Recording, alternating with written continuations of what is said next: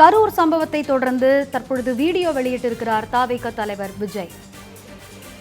தன் வாழ்க்கையில் இதுபோன்ற கடினமான சூழ்நிலையை தான் சந்தித்தது இல்லை என்று விஜய் அதில் தெரிவித்திருக்கிறார்.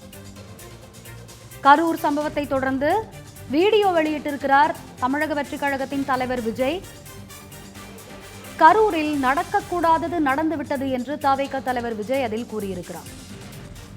மக்கள் தன் மீது வைத்துள்ள அன்புக்கும் பாசத்திற்கும் என்றென்றும் கடமைப்பட்டுள்ளதாக விஜய் அதில் தெரிவித்திருக்கிறார். அத்துடன் கரூர் சம்பவத்தில் பாதிக்கப்பட்டவர்களை விரைவில் சந்திப்பேன் என்றும் விஜய் அவர்கள் தெரிவித்திருக்கிறார்.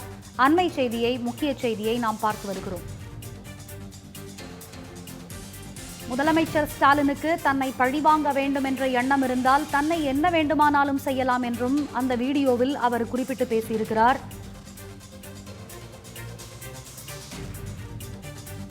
கரூர் வேலுச்சாமிபுரம் துயரச் சம்பவத்தில் தவிக மீது எந்த தவறும் இல்லை என்று தமிழக வெற்றிக் கழகத்தின் தலைவர் விஜய் தற்பொழுது ஒரு வீடியோ மூலமாக மக்களிடம் பேசியிருக்கிறார். அண்மை செய்தியை, முக்கிய செய்தியை நாம் பார்த்து வருகிறோம்.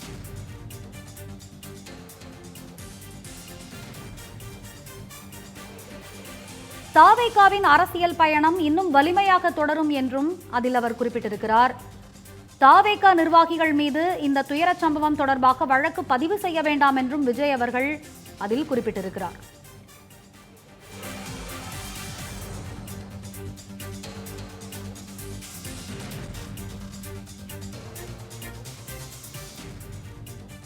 தன்னுடைய கருத்துக்களை பகிர்ந்து கொள்வதற்காக மூத்த பத்திரிகையாளர் திரு பாக்கி அவர்கள் தற்பொழுது இணைப்பில் இணைந்திருக்கிறார். சார் வணக்கம். சார், 2 நாட்களுக்கு பிறகு விஜய் அவர்கள் ஒரு வீடியோ மூலமாக மக்களை சந்தித்து தற்பொழுது பேசியிருக்கிறார். அதில் தவிக தமிழக வெற்றிக் கழகத்தின் மீது எந்த ஒரு தவறும் இல்லை அப்படின்ற ஒரு விஷயத்தை அவர் சொல்லியிருக்கிறாரு. இதை நீங்க எப்படி பார்க்குறீங்க? இது ஏற்றுக்கொள்ளக்கூடிய ஒரு விஷயமாக நீங்க பார்க்குறீங்களா? நீங்க ஏற்றுக்கொள்ள விஷயமா அப்படின்னு நீங்க கேட்கும்போது ஏற்றுக்கொள்ள வேண்டியது இல்லை அப்படிதான் நான் சொல்லுவேன். என்ன காரணம்னு உடனே சொல்லிடுறேன். அவர் இவங்க மேல தப்பே இல்லைன்னு சுத்தமா ஒதுக்கிட முடியாது. இவர்கள் மீதும் தவறு இருக்கு என்பதை ஒப்புக்கொள்ள வேண்டும். அதுக்கு மன்னிப்பு கேட்கணும்.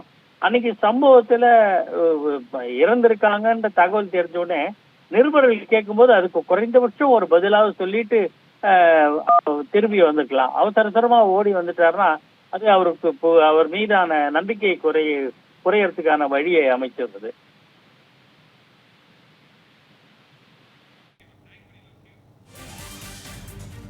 நேரலையில் இணைந்து உங்களுடைய பார்வைகளை பகிர்ந்து கொண்டமைக்கு நன்றி பாக்கி.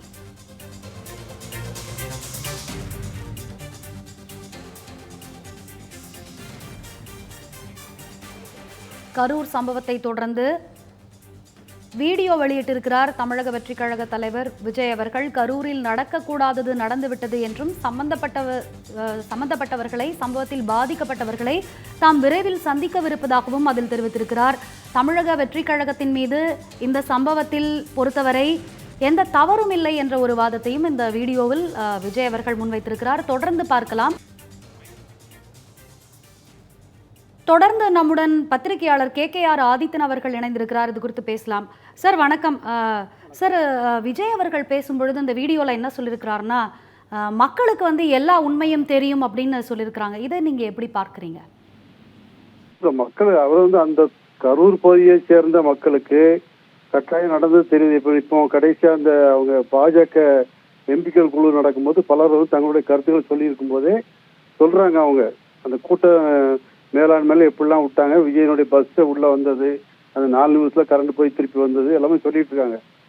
அந்த நெரிசலான இடத்தை இவங்க தான் தேர்வு பண்ணி கொடுத்துருக்காங்க. அதுல அவங்க தவறு பண்ணிட்டாங்க.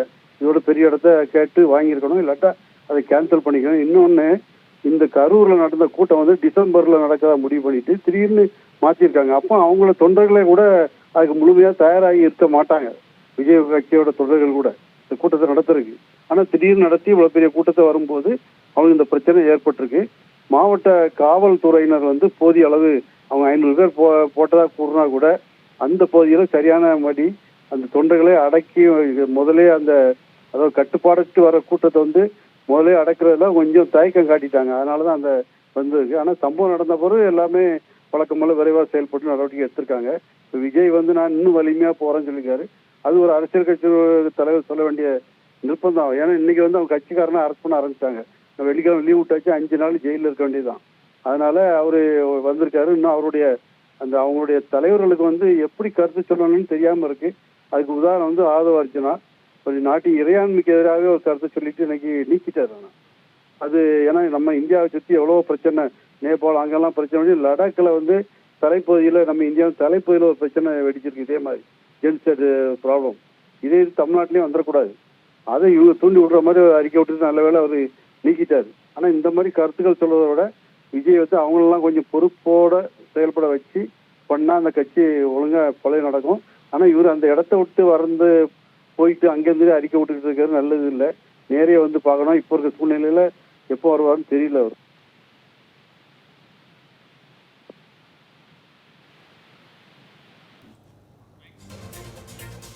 சார், நேரலையில் இணைந்து உங்களுடைய கருத்துக்களை பகிர்ந்து கொண்டமைக்கு நன்றி.